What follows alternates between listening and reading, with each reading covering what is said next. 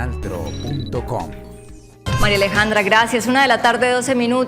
Ayer los habitantes de Bucaramanga y su área metropolitana respiramos un aire más puro gracias a la jornada del día sin carro y sin moto. Y es que se dieron a conocer los resultados de las mediciones por parte de la autoridad ambiental en conjunto también con universidades de la región, quienes se unieron para determinar si era positiva o negativa pues la actividad programada por la alcaldía de Bucaramanga. A esta hora saludo al periodista Carlos Buitrago. Carlos, se conocen ya los resultados en cada uno de los municipios y muy buenas tardes. Karen, muy buenas tardes. Pues sí, respiramos un aire más tranquilo porque la contaminación en el medio ambiente disminuyó en un 10% en el área metropolitana de Bucaramanga, sobre todo en la capital santandereana durante la jornada del día sin carro con respecto a los días previos. Pero para conocer más detalles de lo que fue esta jornada y cómo mejoró el clima, veamos la siguiente nota.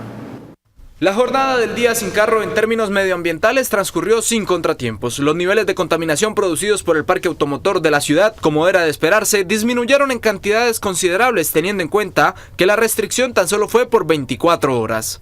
El punto más crítico para el análisis de material particulado PM10 fue el de la Puerta del Sol, en el tanque de la Puerta del Sol. Seguido a ello, en la glorieta de San Francisco, en el CAI de San Francisco, la estación de Metrolínea y por último el tanque de la 45, al igual un dato similar al de aquí, el del área metropolitana. Si obtuvimos una disminución porcentual aproximadamente al 10%, esto teniendo en cuenta que debemos calcular y establecer los datos hasta las 12 de la noche. Otra de las mediciones que se tomaron fue la de los niveles de ruido que se generan en la ciudad. Los resultados del día sin carro respecto a un día normal mostraron una disminución de 30 decibeles en 3 puntos del área metropolitana. Hicimos una comparación de 4 mediciones de 10 minutos en 3 puntos, que eran uno en Parque San Pío, otro en la carrera 15 con Avenida La Rosita y el último en Real de Minas. El de la carrera 33, el ruido no fue mucha la diferencia en la disminución de los decibeles. Se marcó aproximadamente 70 decibeles, entonces no fue tanto la diferencia hacia el día sin carro. Sin embargo, fue más marcada la tendencia en la carrera 15 con Avenida Rosita y en Real de Minas, donde de 70 decibeles bajó a 40. Aunque los resultados entregados el día sin carro marcan una tendencia y no el resultado total de las mediciones, la próxima semana se emitirá un comparativo que muestre los verdaderos alcances del día sin carro y sin moto que se llevó a cabo en el área metropolitana de Bucaramanga. 1:15, y es que esta jornada tuvo aspectos positivos pero también negativos. En el tema ambiental hubo una buena respuesta y se disminuyeron los índices de contaminación, pero ¿qué pasa en el ruido? Y ahí le quiero preguntar a Carlos, ¿cuál es el nivel normal o de decibeles que un ser humano puede soportar sin enfermarse, Carlos? Los niveles que puede soportar son por debajo del 65% según la Organización Mundial de la Salud. Por encima de ese número se puede empezar a sufrir de alteraciones de ritmo cardíaco, de hipertensión y estrés. ¿Y ayer cómo nos fue? Pues bien, miremos. En Florida Blanca se hicieron 2 estudios, uno en Cañaveral sobre la autopista y otro en el parque principal de Florida Blanca. En un día normal con carro se da el 69,89% de decibeles. En el día sin carro, el de ayer, se dio 67,4, es decir, disminuyó 1,49.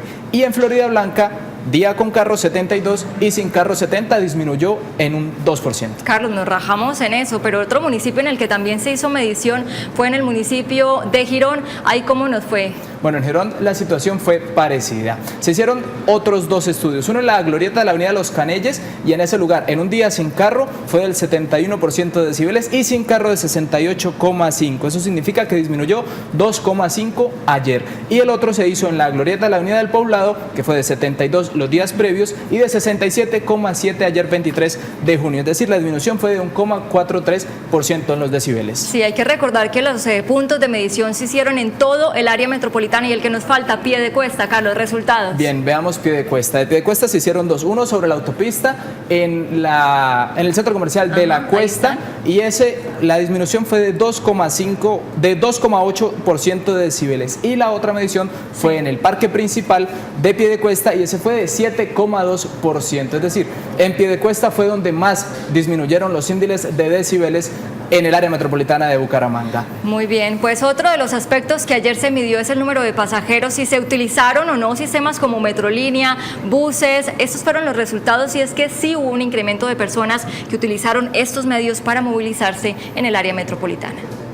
Positivo, así se podría describir en términos generales la jornada del día sin carro y sin moto que se llevó a cabo en el área metropolitana de Bucaramanga. Creo que fue más positivo que negativo. Claro, en algunos sectores hubo problemas con el tema de la disminución del comercio, eso es notorio. Algunas personas del día a día, el tema cotidiano que cogían buses hoy y taxis, hoy se le incrementó un poco la espera y también la congestión dentro de los buses, pero creo que fue positivo. Vamos a tener que seguir estudiando otras clases de medidas, no días solo sin carro, sean semanas o una semana en el año en donde podamos también generar procesos de un 50-50. Desde las centrales taxistas de la ciudad se reportó un aumento del 35% en las frecuencias de cada carrera. Por su parte, el transporte colectivo del área metropolitana de Bucaramanga respondió con las expectativas. De los 990 viajes que hace usualmente movilizando a cerca de 23.000 pasajeros, la cifra aumentó a 1.200 viajes o recorridos transportando a más de 38.000, un incremento del 65%. Tuve un reporte de una empresa de taxis y me dice que la velocidad de las rutas que recorrieron se aumentaron en un 35%, que el 60% tuvo un aumento del 20% en sus ingresos, el 40% dice que no tuvo ese aumento. En cuanto a los carros particulares que no podían circular por la ciudad, 150 de ellos fueron sorprendidos infringiendo la norma, 53 automóviles fueron inmovilizados y a pesar de 2 accidentes que se presenciaron, solo se dieron daños materiales. Como cifras importantes tenemos que la capacidad transportadora del colectivo en un día normal, donde hay congestión, es de 990 viajes. En el día de hoy, a las 3 de la tarde ya hay 1.200 viajes. El total de pasajeros transportados en un día normal, 23.000. En este momento tenemos 38.000 pasajeros transportados, lo cual equivale a un 65.22% de aumento. Según indicaron las autoridades de la ciudad, a los ciudadanos les gustaría tener otro día sin carro. Sin embargo, aún no se confirma que durante julio se realice esta actividad pedagógica.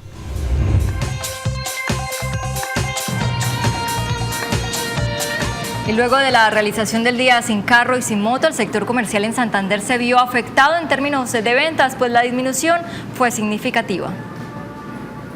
La Federación Nacional de Comerciantes realizó un sondeo para identificar el comportamiento del consumidor en el área metropolitana de Bucaramanga, mientras se realizaba el día sin carro y sin moto. Tal y como se preveía, el comercio disminuyó en gran medida, arrojando un 65.5% en la reducción de las ventas. De los encuestados, el 77% manifestó pérdidas en comparación a los días ordinarios, mientras que solo el 23% dijo no haberse visto afectados. No obstante, ninguno de los encuestados señaló ganancias. Yo creo que el comercio en general se vio afectado. No he escuchado a un solo comerciante que no diga que sus ventas se bajaron durante el día sin carro.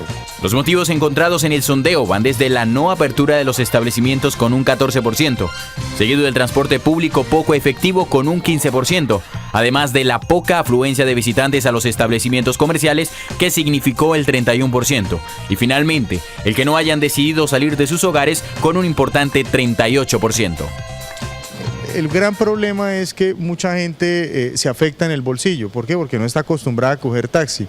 Entonces, al coger taxi, pues eso o no tenerlo presupuestado, lo que hace es evitar un consumo posterior.